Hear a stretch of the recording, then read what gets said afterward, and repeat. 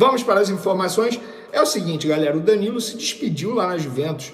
A partida contra o Napoli marcou a despedida de Danilo da Juventus. Nas próximas horas, o zagueiro viajará ao Brasil para assinar contrato de 2 anos com o Flamengo, com opção de renovação por mais um ano.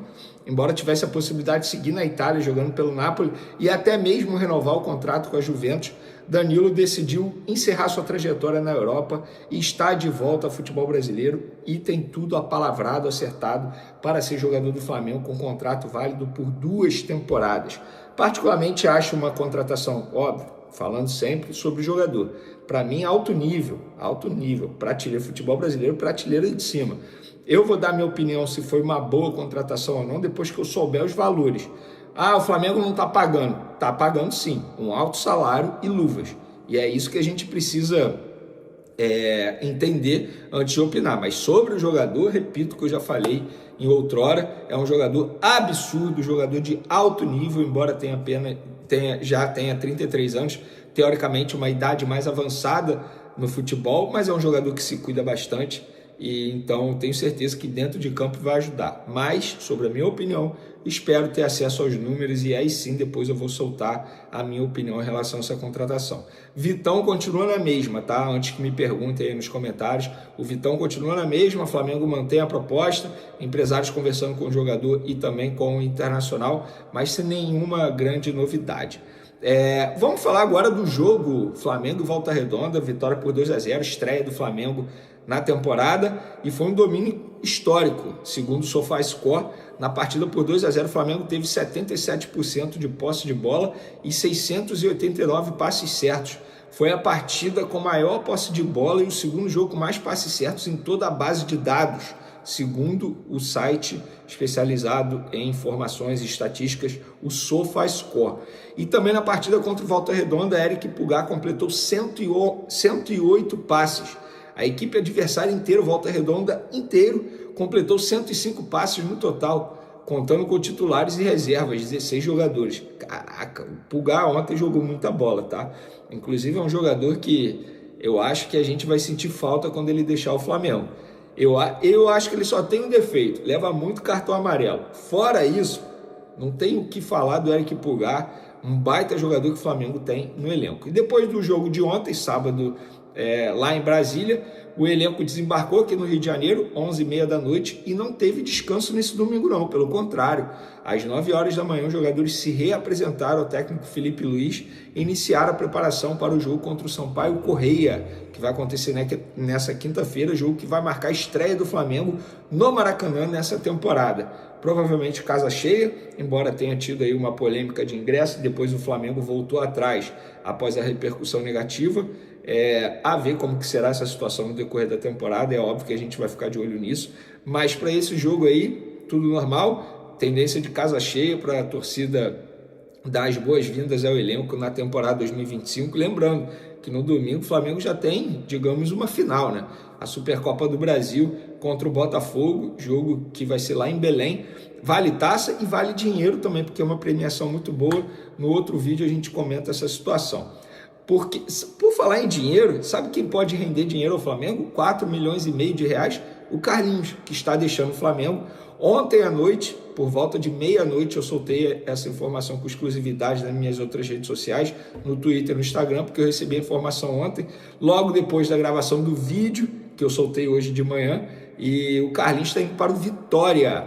Lembrando que no dia 6 de janeiro, o perfil no Twitter chamado Bastidores Fla soltou a informação do Vitória querendo o Carlinhos. Na ocasião, o presidente do Vitória negou, falou que não, que ele tinha sido oferecido, que não interessava. O tempo passou, ou seja, 20 dias depois, que hoje é dia 26, e o Vitória é próximo de anunciar a contratação do Carlinhos. Procurei o presidente, ele justificou dizendo que na época o Carlinhos não estava em pauta, não queriam o Carlinhos.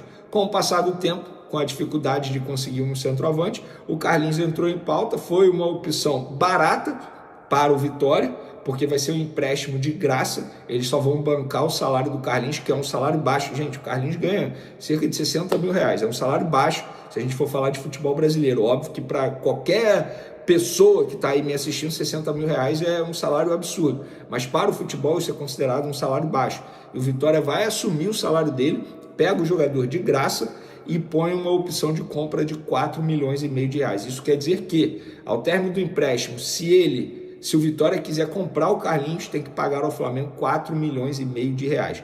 Eu acho que para o Flamengo é maravilhoso, maravilhoso. O Flamengo não queria o Carlinhos. E outra, gente, não é pela postura do jogador, porque o jogador sempre foi comprometido, não é nada disso, não é nada disso. Vontade nunca faltou, é técnica, falta técnica. E sejamos francos, eu falei desde o primeiro dia aqui no canal, vocês estão de provas, o Carlinhos não tem futebol para jogar com a camisa do Flamengo. Respeito a história dele, uma história linda, de superação, inclusive.